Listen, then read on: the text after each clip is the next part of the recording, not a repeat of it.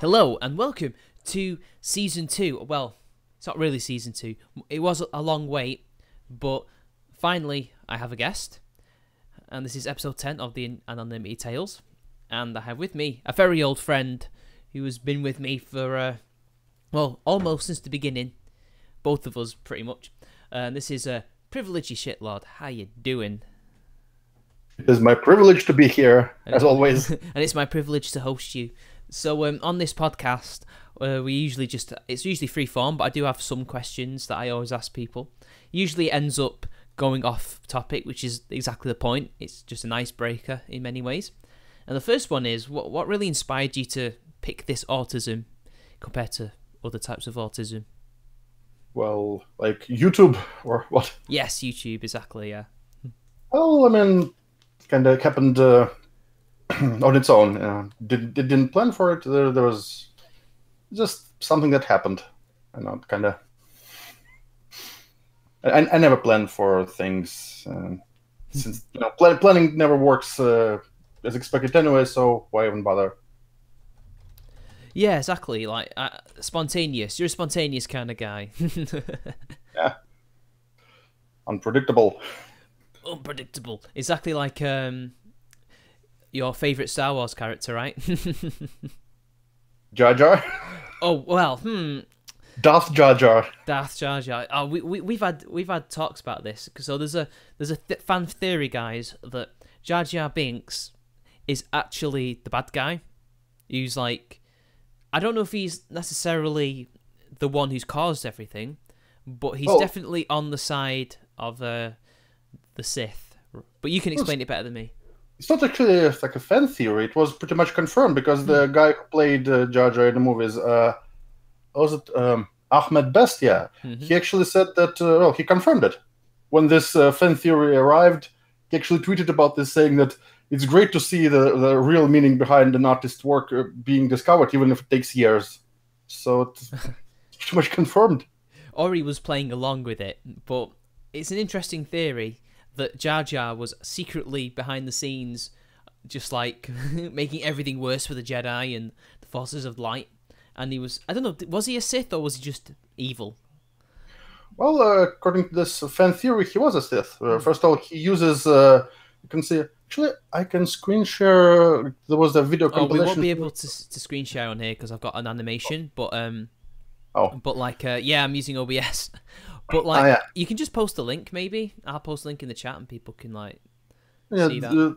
A lot of moments where he obviously uses Jedi mind control with all these hand gestures, and when talking to others.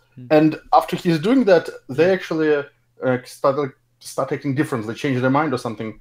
And in couple cases, he actually you can see his lips animating words that other characters say. And since his head was CGI, then it wasn't like an actor being bored. It was deliberately done like this. And people would have thought maybe that's just like a fault with the animation, or that's just a tick that he has, being a Gungan and all that, being slightly weird. And it is good that he is a Sith, because usually Siths are like human, but he isn't. I mean, not saying that there hasn't been non-human Sith, there is, but it's not what you expect. Like you would expect if it's going to be non-human, like Darth Maul, something intimidating, but he's not. Well, that's exactly the point, by the way. Remember how Yoda was introduced in Episode 5? He turned to be a bumbling idiot. Exactly. Yeah. Oh, we have some people in the chat. Indeed, we do. Oh, hey, hello there, chat.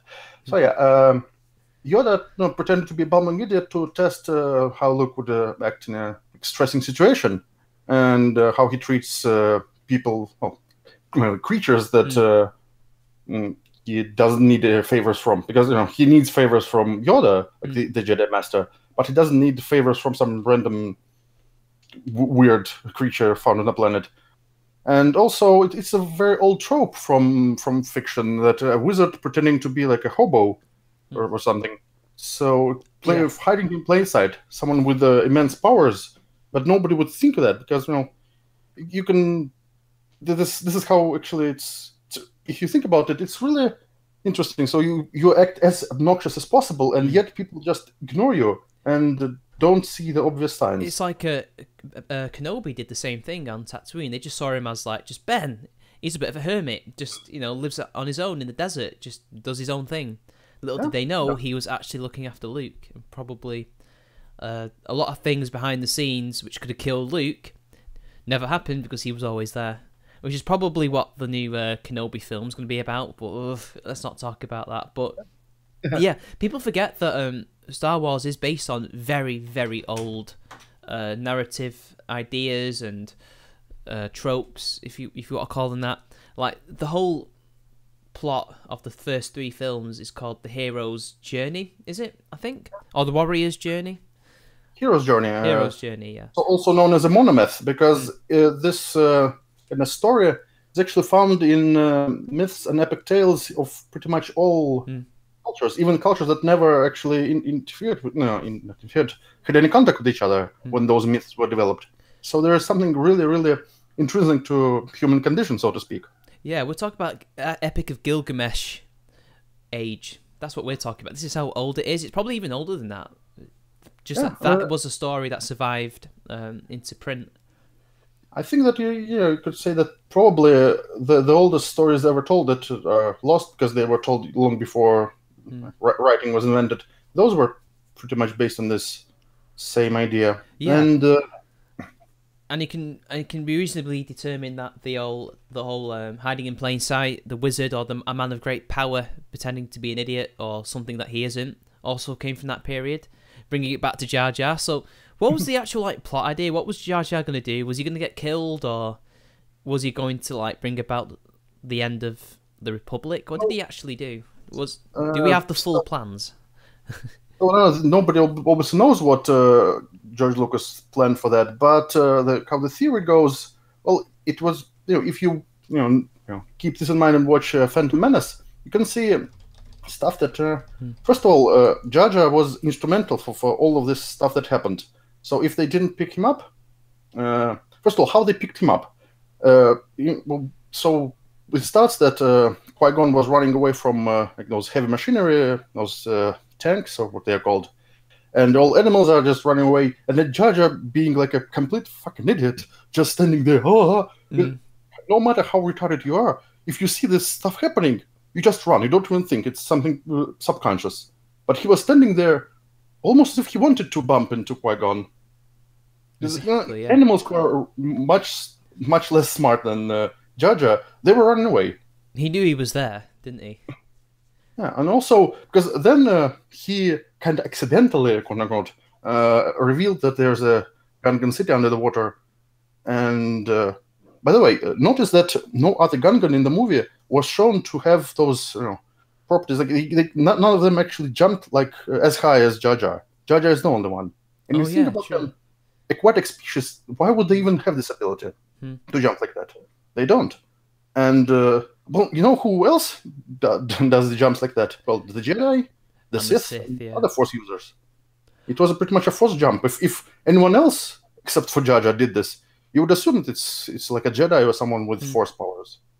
I guess it also shows the power of the audience, how they can react so negatively to something that they, well, in hindsight, we misunderstood. That basically Lucas had to end that arc entirely, and he became just a background character. Like, I think had he done the twist at some point in the second or third film, people would have been like, "Fuck." Then it would have made sense. He'd be one of the greatest characters ever, and Lucas could go, "I told you so." Yeah, probably. That's the thing, because this theory became so wildly popular online when it was first it was first posted on Reddit and became like immediate sensation. So yeah, people. I don't know if people would actually like this if it was in the movie, because people let the authors of fan theories have more slack than movie writers. It's hard to tell. I mean, you cannot say if it would be like that. There is no way to check. But I think it could have worked if it was done properly. It's Lucas, so I don't know how. I think he could have made it work. Out of all the ideas that he had to make those 3 films, that was definitely one of the best ones. And if he played it right, like kept making us get more and more angry about this character that he keeps using, and then damn, there you go. Or at least making the hints more and more obvious, but you're still like, nah, no way. And then the twist happens, you're like, shit. Also, we got a super chat from Carlos David. Sci-fi ended with Close Encounters of the Third Kind. End it, geeks. Well, a couple of years later, there was Alien, and then there was Blade Runner after that. So, I mean, there's a few other films as well. Last Starfighter's pretty good. What else? I'm trying to think. Aliens, although I'm not a fan of Cameron. Back to the Future.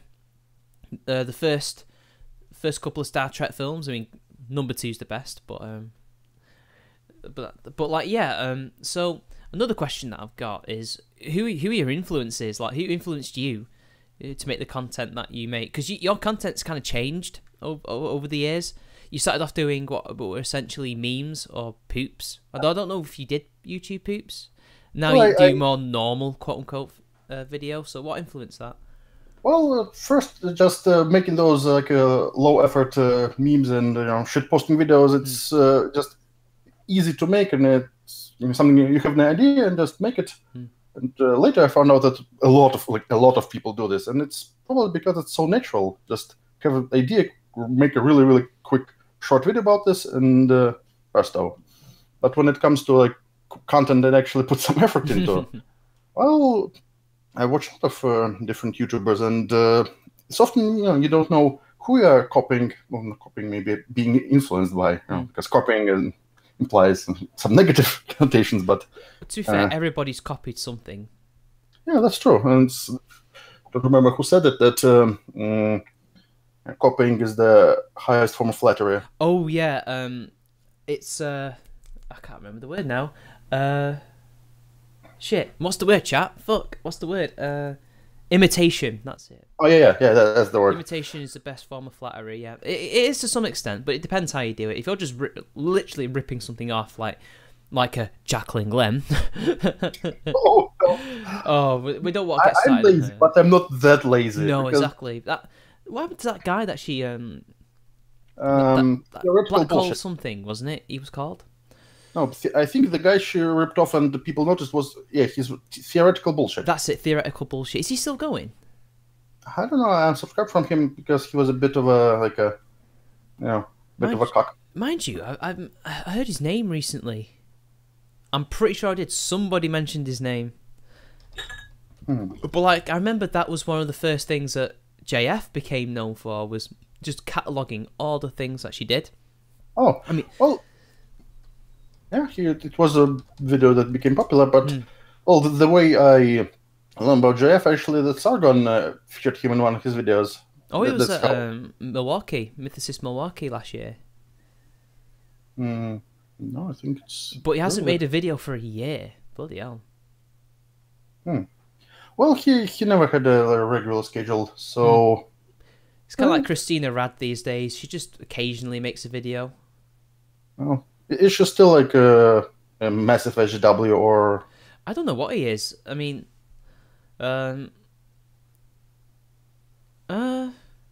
He has his last video was on Trump, but I haven't watched it because I'm not subscribed to him. But it's really a shame that somebody that small, I mean, he's bigger than both of us combined, don't get me wrong, guys, but since he was so much smaller than Jacqueline Glenn, and she's got hundreds of thousands of subscribers, even back in the day when she first did this, like, that just makes it even worse.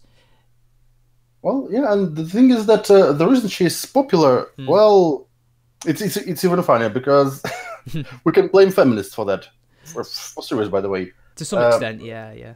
Not to some extent, it's pretty much to highest extent, because a while back when this, elevator gate, all this shit, feminists were criticizing Richard Dawkins, that like the whole atheist community, but Richard Dawkins in particular at all. Most of this atheist community are males, and mostly white males, and there's no diversity. So, Richard Dawkins decided to find like a atheist YouTuber who is female, and they found Jacqueline Glenn, and they wanted someone who used to be religious but then deconverted, and they found her, and she was featured on Richard Dawkins' foundation website quite a lot of times, and that's how her career was just kind of skyrocketed. Yeah, I guess because Christina Rad was already big at the time within that community as well, or maybe she was beginning to become more quieter because she was pretty good, to be fair, from what I've seen. The videos were pretty I can't describe it, detailed for the time, considering that she was around when we still had the 10-minute limit, or if you were lucky, 15 minutes. And yeah, that was the big push. And then I guess, I don't know, maybe she was just not bright enough, or maybe she was pressured. I'm not even making excuses. I'm just trying to think why she would rip off somebody smaller than her, that she had to live up to this. But she didn't have to. All you have to do is just say your opinion on these things and just read the literature, and you'll find something original. Do you remember AIU? He this is the best thing he's ever done. He said there was a human centipede of atheism, and she's at the bottom. Say what you will about him, but quite a lot of times he was pretty on point. He was on point with that. That was a really good analogy. And a lot of his videos, especially the early ones before his fame got to his head, were pretty good. I remember when I was at the Shitlord meetup in London. Do you remember that happening?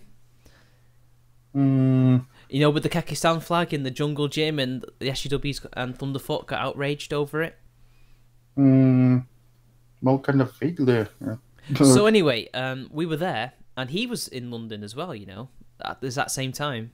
And he apparently, there was a rumour, usually we had heard this, that he was going to come over and visit, but he never did, as far as I know. But that would have been interesting to see him in the flesh. But I mean, he must have said it, otherwise it wouldn't. Nobody would have had that rumor. But oh well, guess he's not very brave. Well, it's a lot of times with internet tough guys. Well, maybe on the other hand, it's a good thing, because if someone actually acted like that in real life, especially given how some internet tough guys act online, well, that would be entire different. We'd end up having fights in the streets, and then we'd have, in many cases, probably another YouTube shooter. Hey, at least she acted on it. Yeah, she had the balls, I guess. I mean, hey, I'm not saying what she did was right, it was wrong, but it does take guts to literally walk into that place and be a shit shooter, I guess. Apart from shooting us, she shot herself in the chest, didn't she? I remember that. Yeah. Well, that's the kind of thing. So does that mean that she wanted a slow, horrible end, or does she aim for the heart, which can kill you instantly? I don't know. Yeah, it's hard to tell what was going through her head, because judging by her videos that survived, the ones I've seen, she was a really interesting character. Eccentric. I would say she was an eccentric. Well, yeah, especially how she was really very uppity and very moral thinking about how it's wrong to kill animals for food, but it's totally not wrong to kill YouTube employees. To be fair though, something pushed her mentally over the edge to come to the conclusion that, yeah, you know what, killing humans is okay, even though humans are animals. You know? But it's funny how... Oh, sorry. No, go on. Well, it's just there was this thing that quite a lot of times people are, sociopaths and other people with those personality disorders, they try to mask their hatred by wrapping it into for caring. For example, it's not like they hate humans; they love animals. That's why they hate meat eaters. It's like there was this it's true or not, but could be. Right when USSR space program was just in its infancy, and they send a dog into space. Oh, Laika. It was a one-way trip. So apparently someone wrote, in the US, wrote a letter to a newspaper saying that how cruel it is to send a dog to its death. And only if you need some test subject, there are so many little Negroes around here. Wow. Maybe it was a troll. I mean, yeah, probably. Yeah, there were trolls back then. But you cannot discard that it could have been for real. So yeah, but it was Russia. They don't have black people. Well, the idea was to import them from the US. I guess it was. Well, that would have looked diplomatically good for every country involved. Trading people for space flight, but like that woman, like, it's weird. Her reasons, if they were her actual reasons, as bad as what she did, they were reasons you could understand, like, you know, the demonetization, the censorship, and it does show that other communities are having the same problems and do agree, even with us shitlords, you know. Well, I don't know. Given her content, I'm not sure that her content actually was throttled. Because one of her main points was that her content was throttled deliberately. And, well, maybe it was throttled, but I don't think someone actually did it on purpose. It's probably algorithm change, because the algorithms change all the time, and they don't explain how they work. Well, it's a good thing they don't explain, because there are enough people trying to game the system anyways. It's like, exactly, yeah. Have you noticed that, for example, Thunderfoot's videos became very long-winded at some point and full of self-repetition and reusing clips from old videos? That's because YouTube changed algorithm.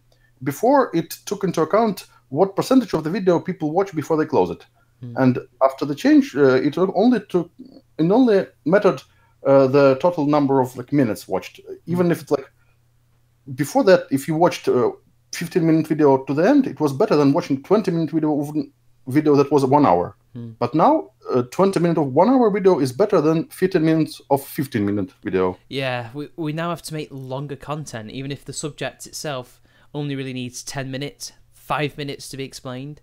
Like, I've actually become more well, not in my live streams when I do responses, but it's a live stream, I have to pad it out. But in my normal videos, I've learnt to be a bit less long-winded, and but depending on how topical it is, they do okay. They do as well as you would expect for the channel of my size. But you know, it would do much better if I started making 30-minute videos repeating myself. But I don't want to repeat myself ever again.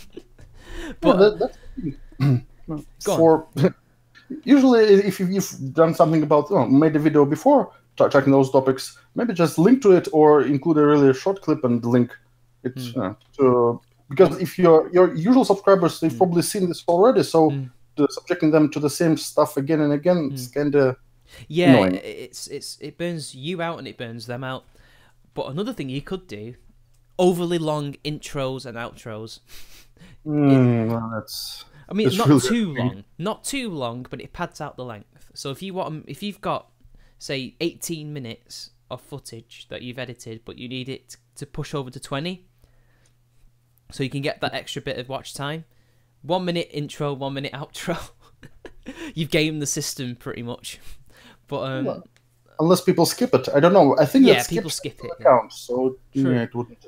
Unless they don't skip it, and the people who don't, because some people just love intros and outros. Like, I remember one of my intros was 50-50 loved and hated, and then when I got rid of it, people missed it, and nobody was saying, "Yay, I'm glad it's gone." Like, overwhelmingly, people, I missed that, and they missed my first one as well, which I keep meaning to bring back for one particular video. But anyway, enough about that. So, yeah, God. People are talking about Sherat, by the way, in the chat. Oh, David, he will never escape our memories. Always with us, David. But like, did you see his video about the alt-right controlling YouTube? Well, I was there in your live stream, like in the comments. Oh yeah, you were. Yeah, I forgot. But I thought, did you actually watch it like properly? Well, since you've featured pretty much all of it, yeah, I watched it properly.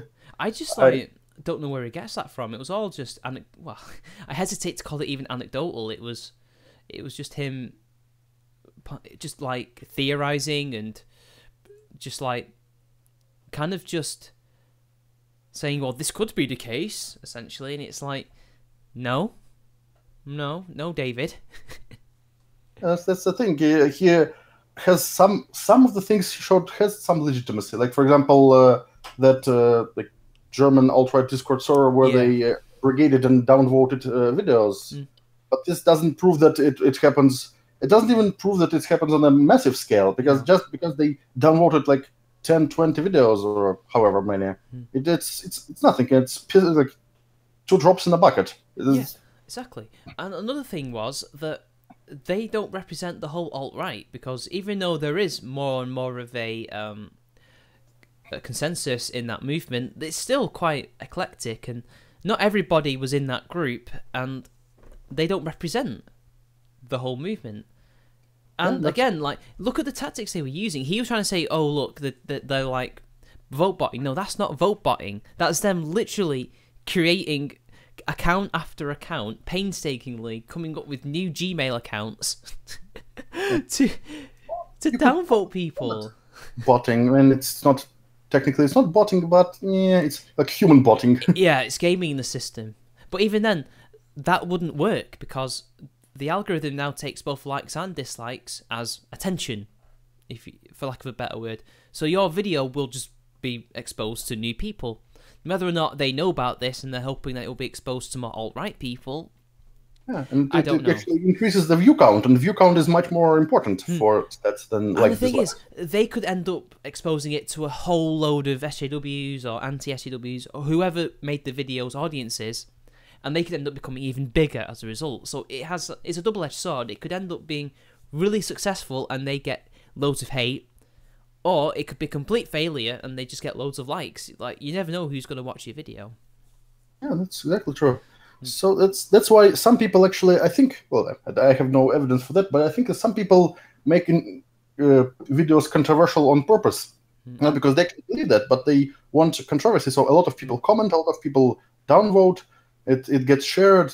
Look at this idiot, and I think that H Bomber guy does that, because his videos about how Dark Souls 2 is actually great. They cannot be this bad accidentally. They were terrible on purpose. Yeah, like, people have different opinions on loads of different things, and sometimes they're right, sometimes they're wrong. Sometimes they're good at certain material, other times they're not. And, like, he has trolls remorse. That's what he has. Like, he started off on something awful. He was on MITCH, I think, at one point, or was, affiliated with them. And I guess he just decided that, oh, I can't be like that anymore. I've got to join the anti-harassment people, who are, well, actually the harassers, but that's neither here nor there. But another thing is that Zeo Gold has pointed out is that Radfems have mirrored the Conspiritard video, and it is true. One of them especially was Mancheese. Oh, Mancheese. If Mancheese is on your side, then you need to really, really think about your decisions. David used to hate her. He used to hate her when he was an MRA, and it's like, look at them now. An incredible transformation. I mean, even if he just, burned all his bridges, but still, like, was an MRA, still had his principles, I would have been okay with that. But he abandoned everything so quickly. Well, that's the interesting part. I think that this actually happens more often than it seems. I think that it happens more often with people who have really, really massive and very fragile egos. And if you're... Sometimes I think that maybe these people don't even have any actual beliefs. They only just join. Given that David pretty much betrayed every group he ever joined ever. Well, except for the latest one, which he eventually will. There's no... Or they will betray him. It's basically a race to see who will get there first. But another thing was, Megan told me this story, and I don't remember this. I must have just completely either forgiven him or just forgot, because I found it funny at the time. I don't remember. But he said that when we were in our B-list days on the Skype chat, we used to poke fun at him, especially because he used to fancy Lauren Southern all the time, right? Yeah. And he used to have this. It's not. I don't know how he did it. It's not like a hack or anything, but he could create an alert. So whenever she posted in the B list, yes, she was in there. But very rarely. Or if somebody mentioned her name, he would get an alert, but it was post hit. He would accidentally post, like, automatically, quoting Lauren Southern or something. So we used to abuse it to annoy him. It's hard to explain, but just type in Lauren, and his account will automatically post a reply to that, like, in quotations, Lauren.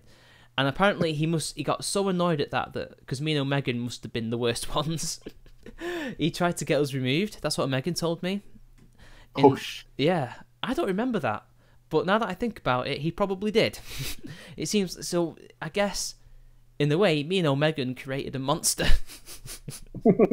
Oh no, we set him on the path. God, he's a bit like Anakin Skywalker now, isn't he? Oh yeah. Well, from my point of view, the Shitlord are evil. Our debate. Do you remember that debate I had with him? That was our oh god, Mustafar system fight, wasn't it? I have the high ground. You underestimate my girlfriend. I have the moral high ground. Don't do it, David. No. Oh god. Apparently, let's have a look at the chat. Cromwell was a progressive. Oh yeah, Cromwell did nothing wrong. Hashtag. Let's have a look. Cromwell was a great hero. We should treat Kevin Logan and shit right exactly as Cromwell would have done. Well, he would have either thrown them away into the Tower of London or executed them. But then again, it depends what they did wrong. And I think initially he didn't actually want to execute the king. I think it was only after the second. Yeah, we had 2 civil wars technically, but it's just one long conflict technically as well. When then they decided to kill him, but initially he didn't want to. So it's unfair to say that Cromwell has had a bloodlust. I don't think that there needs to be some punishment for David. No, David being able to roam free and spout his bullshit openly is the best anti-David Shred propaganda ever. It's just another thing was that Senior Minibagel also jumped in the deep end with him, but he was already on that path and he was more left-wing than even I was at that time. I mean, I still am to some extent, but I think he's always been like a bit of a socialist or something. I mean, I used to call myself one, but I don't think I ever was in actuality. But yeah, they have a podcast now. Him, oh yeah, heard David, about this. And Equal Rights Advocate, and Senior Mini Bagel, the worst of the three. Because yeah. I had him on my live stream. We had a called debate once. Yeah, I heard about this. I still have flashbacks to that. That's the level of autism even our stream couldn't handle. He tried to defend David lying about things, right? If I remember correctly. He also tried to defend North Korea. How can you defend North Korea? And also he actually said that it's not a concentration camp if nobody died. Well, then by that logic, the Japanese camps... No, not Japanese. Well, the American camps that house the Japanese people. German camps for Japanese Americans, German Americans, and Italian Americans. That's exactly the topic, actually. Really? Even though it says that, well, concentration camp, he probably can confuse it with a death camp, because death camps were specifically to exterminate, but concentration some people camps... must have died in there, like of old age or something. Like, old people were put in there, right? I'm pretty sure. Yeah. Or maybe people died of cancer or something, like... They were there to live until the war ended, or they were proven to be loyal. I'm pretty sure. Well, that's the thing. If you think about it, it's actually people put into concentration camps for the crime of being their own race. Exactly, and the Brits did the same thing to the Boers, although, contrary to myth, although the initial conditions were awful, it was the British public's reaction to it and the press, basically exposing this, that made them much better. Not saying that they weren't right, they were wrong, but the Brits did have to figure out a way to house all these people who may or may not be guerrilla fighters. Not saying that I agree with it, just saying that's why they did it. And then it did ultimately improve. But yeah, like concentration camps, ugh. You can't defend it. I'm not defending it. I'm just trying to tell it as it is. And then but even communist China, they don't like North Korea. Well, it's not... Even the communists I know don't like North Korea. Well, it's like with Islam. They're the wrong type of communists.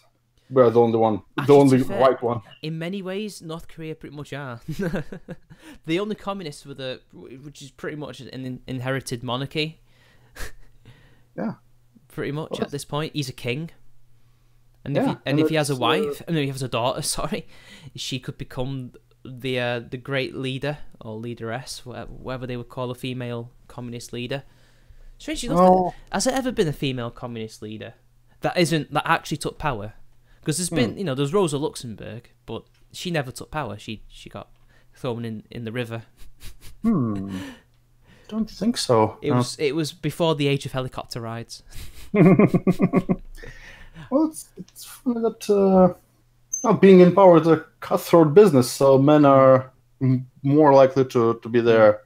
I'm not saying that women can't be heartless bitches who are out for blood and would backstab anyone who stands in their way, but that's not the kind of equality I actually would like to see. I just think that maybe men have more of an aptitude for it. I don't know, in different when it comes to politics, that is, and also business. Maybe it depends on the atmosphere and the situation you're in.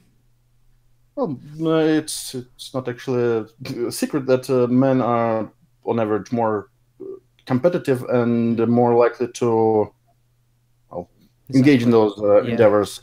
Oh, and to respond to Nicastia, well, to be fair, James I wasn't bad. Charles II was a badass.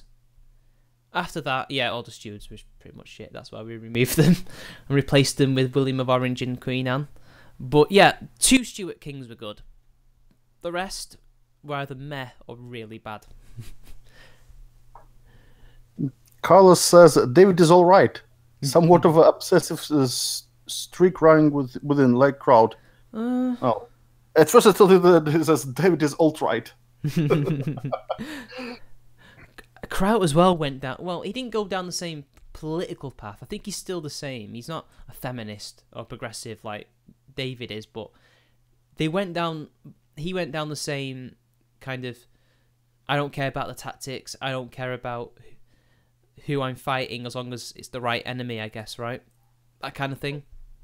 Carlos says, I don't think he has ever done any actual harm. Well, it depends on what you call, how you define harm, because lying about people, I think it's a bit harmful. Like a slander, libel, and lies that it's not like he didn't accidentally lie about them. He deliberately edited videos in deceptive ways to imply and state things that were obviously and blatantly untrue. Like, for example, when he did it when he responded to Paul Joseph Watson, he edited out a piece of his reasoning and then said, well, he doesn't have any evidence for that. Well, because you cut it out, you fucking And I'm pretty sure it did something similar to Millennial Woes in that video. I saw a jump cut. I'm positive he did it. Yeah, and it was such a short clip and with a jump cut. What was the context? Nobody knows. I don't even know what video that is because I just don't watch Millennial. Yeah, I mean, but I don't I'm not watch a fan because... Yeah, and I wonder if he actually listed this, linked it in the description, because when he did his hack job of a reply to Paul Joseph Watson, he didn't actually include a link to the source video. I wonder why. Oh yeah, Joe mentioned that it's better than the Baked Alaska path. Oh my god. Oh. Blood sports, do we need to go there? And being not as bad as Baked Alaska doesn't say much. It's like or Blacked Alaska, as I heard once. Hey. Oh yeah, that's. But like, that's kind of dead in the water now, or at the very least, it's dying. I'm not sub to any of the channels that do it, so I don't know if they're still going strong or not. But it seems for the most part all the drama has ended. That was quite a ride. I haven't actually heard from Baked Alaska in a while. I think he just burned all the goodwill he had and all the possibilities of redemption. I think he will be just like a washed out pseudo internet celebrity and with a really small and lingering. Do you not think that was such a strange time to be on YouTube? At least in our sphere of it, like so many people temporarily became. I'm not trying to badmouth them, but they acted a lot like sociopaths. Just the way they would lose friends and betray and backstab friends or acquaintances that they had no issue with before, just for the views, just for the drama, just to get in with this in crowd. And it's like, maybe I'm using the wrong word, but that sounds pretty sociopathic, even though they're not. Some of them, well, actually most of them, were not sociopaths. Isn't that weird? Well, I think it makes sense that people with cluster B personality disorder are attracted to YouTube. Just a lot of them really crave attention, especially when it comes to narcissists and people with what's the name? It's funny how I like to accuse people of having this disorder, and right now I can't think of the name from the top of my head. It's I could help you. Histrionic personality disorder. That obviously people with that would be just attracted to any platform that gives them audience, and actually it might help when you are so ruthless, because sociopaths, they often have like a superficial charm to them, and this air of confidence, they can, at least unless you start looking deeply into them, at first sight they actually kind of radiate this like aura of being confident and being more competent than they actually are. So I think it might actually help just kickstart their career. Exactly. But the thing is, it's like, it was a group of people, wasn't it? I mean, they weren't all on the same show or even knew each other that well, but they were all part of this big group that was the blood sports thing. And most of them, before that time, never exhibited those signs. I mean, I guess some of them did beforehand, but it was only in isolated cases that you wouldn't have known that it was actually linked in some way. I think most of them were actually, I hesitate to say psychologically fine, but they weren't histrionic or cluster B. I think there was some in-group things going on. There was some group dynamics going on where they copied other people just to be popular. And if that meant being quite ruthless and sociopathic, then so be it. You know, if that means backstabbing somebody who you're cool with, or even a friend, because it's the cool thing to do or to get views, so be it, right? Well, I think it could be the case with many of them, but a lot of times I think that they just didn't show their true colors before it. Maybe. A lot of people, you think they're normal unless they're allowed to show their true selves, and that's why there's the saying, "Don't ever meet your heroes in real life." Yeah, somebody said that that's MITCH's philosophy. None of you are my friends, in here for the lols and the shekels. At least he's honest about it. Yeah, he actually is honest about it, and they still seem like they want to be his friend, but he never will be. And apparently Bates Laska's in jail. Oh well, rest in peace. I wonder what he did. What landed him in jail? I don't want to know. Yeah. It doesn't really matter. He's in jail now, and he'll be back out depending on how long he's in. Like the Ralph. But other people now talking. Carlos is talking about Kevin Logan. Oh, there's another guy that I don't understand why people bother with him. He says that. Let's have a look. His take on David is that he's a bit like Kevin Logan, not bad, just emotional. Was it somebody else who said that? No, it's Nicastia that says it. Sorry, I got confused. Because both of them are saying the exact same thing but slightly different. And a bit dodgy. Oh yeah, basically Logan's dodgy and he's been close to many doxings and things like that. And like, yeah, he has. He's never actively done it, but he's enabled it. And he has never called them out on it, but he'll call other people out who he doesn't agree with on the exact same things. Like, do you remember when Laughing Witch Exposed did that sting operation and basically uncovered Jenny McDermott and actual Laughing Witch's little false flag / doxing campaign? Oh, that was a glorious shit show. And then when Kraut, his last good video, when he basically showed that to a whole new audience, I was like, yes, because I showed him that. That was me. That was my research that I didn't get credit for until he came on the stream of mine. But it was an accident. But yeah, like, he's been involved in all that stuff. Whether or not he did anything, but he was still peripherally involved. And yet people still either don't know that he's done this or been involved in these things, and they just continue to show him as some kind of, the good SJW. Well, he isn't. And let's not forget that he will backstab you when he sees fit. If you say something, or if you get into some shit that he thinks he can use against you for his own political gain, he will use it. Like, how many times has he done that to Sargon? And Sargon still is nice to him. I don't understand. No, it's weird because, yeah, well, I don't know. The thing is that when it comes to yeah, I think that Kevin Logan he manages to get onto. First of all, he would actually go on anyone's live stream, and he actually will behave while in the stream, and then talk shit about you behind your back afterwards. It's kind of like David Sherratt, actually. Although, at least with Kevin Logan, he does it on his own account. Yeah.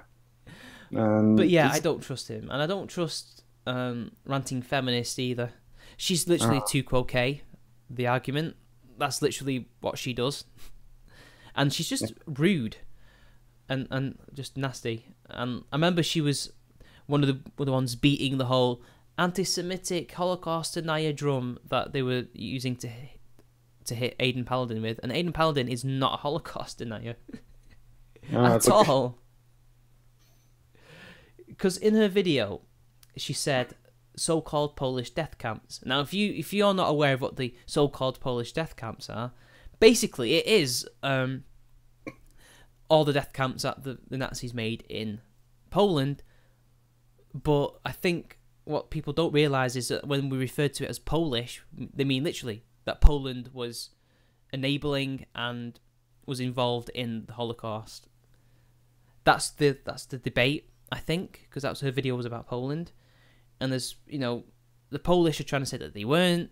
They were, oppressed, and they were oppressed, don't get me wrong, alongside the Jews, although not to the same extent. They got fucked by USSR and Nazi Germany at the same time. But they can't really deny that there weren't Polish people who were, whether or not they were forced to, or whether they decided, yeah, we don't like Jews, off to the concentration camp with you. There were Polish people who did, man the concentration camps. Whether or not they ran them or were closely running them with the Germans, I can't really say because I've not had the chance to look into that, but that's what she was referring to, and they twisted that or just misunderstood that as Holocaust denial, and she wasn't denying the Holocaust. She was probably denying Polish involvement, which is kind of silly because there were Polish people involved. But most of them weren't. I think most Polish people were not involved, especially since Poland's history is one of actually pro-Jewish sentiment. Like in the medieval era, they were a safe haven for Jews, I think, despite being a Catholic country. If I remember correctly, yeah. It's like with these people, it's really they would call you those thought-tornating cliches with the David and his ilk. Oh yeah, you're a Nazi, you're a fascist. And the funniest thing is that David has no fucking clue what a fascist, what fascist ideology was. She's an ANCAP aiding Paladin or a libertarian. She's definitely not an authoritarian, that's for sure, which a fascist is. Libertarian fascist. That's a meme. Anarcho-fascist. Oh, that guy too. It's like...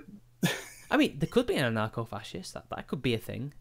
Yeah, because combining an ideology that doesn't want any authority over people with an ideology that is built upon this strict authority. I mean, it's like anarcho-communism, isn't it? Well, actually, like, the idea of communism, it is anarchist. Yeah, it is anarchism. Yeah, I know. Yeah, but, that's the thing. I have to put an asterisk. It has worked, but only in very small scale. It doesn't scale up. Like, when you about a village about 100 people where everyone knows everyone else, you have this system of trust, and you can actually build something like that. But if you scale it up when people just don't know everyone else, then it's just ripe for abuse. So there's no way it could work. It just can't work in a full-scale, nationwide level. Like, it just can't. Even in a small country like, say, Liechtenstein or something, it wouldn't work. Because it's still a country. Not to mention that the idea that socialism is a stepping stone towards communism. How do you transfer from this very authoritarian state-run system into a completely stateless one? It never happened. Never in human history has have people in power voluntarily given up at least some of this power. Never this happened. So especially never have they denounced all their power, and it is impossible. It's against human nature. Yeah, it's very true. And yeah, they just don't have a clue what fascism is. Like Sargon's recent Thinkery video about that Black Panther guy who's now part of Antifa. He doesn't even know what fascism is anymore, and he actually probably fought fascists in the 60s and 70s because it was some old guy on Reddit. And then people are saying that Captain Andy went after the ranting. Yeah, he did go after ranting feminists because there was a whole the SJWs eating themselves thing again, which I should have made a video on because I would have gloated the hell out of it. But basically, ranting feminist got on the bad side of Christy Winters. I mean, to be fair, I think ranting feminist had some kind of point because I think Christy Winters wanted to side with with JF, not saying the whole alt-right, to fight Sargon and Patrick, and ranting feminist quite rightly said, how can we ally with these people who are, well, apparently anyway, the polar opposite of us? How can we? Well, you both got the same enemy, Sargon and whoever else is of a similar ilk to him, whether they're liberalist or not. That is your enemy. And I can see why Christy Winters decided, yeah, we should ally with this particular alt-righter because he's got the reach, he's got the manpower, he's got the muscle. And then they had a huge argument about that and it ended up going personal. And just eating themselves as they usually do. I wish I could explain it more fully. I just can't. I don't know if you heard about that. Did you hear about that? Well, it is probably everyone heard about something similar because let's face it, with these people, they don't actually have any strict set of beliefs. They believe whatever is convenient for them at the moment. So they would ally themselves with form really, really weird alliances just because they have a common enemy. And it's I just thought that was a strange thing from Christy Winters, though. That something has changed. Well, they're not really some of them are Nazis, but some of them are not, Carlos. Like, JF is not a Nazi. He's, I don't know what he is. It changes with the wind. But he's definitely never been a Nazi. But, yeah, she wants to beat the liberals, essentially. It's Poland all over again. It's Ukraine as well, actually. Nick Tassia says the Action Reinhard camps were different to the standard KL and designated KZ camps. So they must be the Polish ones that you're referring to, maybe? I don't know the specific names. But yeah, I wonder what happened after that in the fallout. Like, is Ranting Feminist now on her own? Is she a pariah? Or did other people take her side? Because usually in these things, there is like a split. It's not just one person versus everybody. But as far as I'm aware, the rest of the circle didn't really budge. Yeah, it's a lot of people just decided to stay out of this, and given how kind of irrelevant Christy Winters is anyway, so why would even anyone bother? Yeah, and well, there were more than 6, to be fair, but that was only in the east, but that's death camps. But I was thinking just about ranting feminists and that whole group, like. Oh, what was I going to say? Shit. Oh, fuck. I forgot. But, actually, let's see. What did Carlos say earlier, which we could talk about? The left is lost. Well, that side of the left is definitely lost. And the problem is, they run it at the moment. And I don't see them ever being budged for another couple of decades. But the thing is, I also think the right are kind of lost in a way, since... Well, at least in America, well, even in this country, I don't know about your country, but in Britain and America, the right and the left are definitely lost in different ways. Like, the left is the same in both countries, but with the right, in Britain, it's Theresa May, and this socially left, but economically right kind of philosophy, which I guess, to some extent, the British Conservatives have always been, to some extent. Because, you know, the Conservatives of today were the Liberals of yesteryear, but not to this extent. You would think that she was 20 odd years old with what she thinks, but whether or not that's just to get elected or she does believe this, I don't know. But in the right, it's Trump. He's completely just devastated the Republican Party, and they're not going to recover from him either. Like, people have been saying that they're fracturing and they're about to be destroyed. I can see that happening. What about you? Well, I mean, the Republican Party was kind of in a shitty state before Trump came along. So, and first of all, it's, a lot of people joked about how Republicans and Democrats are pretty much the same, and well, it's not actually a joke. It's the complete truth. It is, yeah. It's just different, like, slants. Like, I guess the Democrats, I reckon, well, they pretend to care about different social issues. Yeah, they do. Yeah, they do. But really, they're the same. They're just trying to get money for the corporations and lobby groups. Some of which there's overlap, which people don't realize. Yeah, that's one of the things that when Obama and Romney ran for president, most of their big corporate sponsors were the same. And they both had similar ideas for healthcare as well. I know that Obamacare, which Trump was trying to get rid of, was a Republican idea. Or at least that version of it. His original version that he, pitched to the American public was pretty much the NHS, I would say. But yeah, the version that he came out with is basically the Republican version. There's not that much of a difference, and to some extent, some of his attitudes on immigration was Republican-esque. He created those so-called concentration camps. That was him, and he deported more illegals than any other Democratic president, or even Republican one, right? Well, that's the thing. I mean, this whole philosophy, it's okay when we do it. You could see, well, since we're talking about David Shred, you could see that in his video about how alt-right controls YouTube, because at first he was, in the same video, he was screaming bloody murder about those who leaked internal talks from the crowd server. And then he featured leaks from some alt-right server in the same fucking video, and not realizing that there's some irony here. Yeah, that was. He also kind of defeated his own argument in many ways. Anyway, I think we've been going for about an hour. I think we should probably end it there, because I've now got to record a video for either today or tomorrow.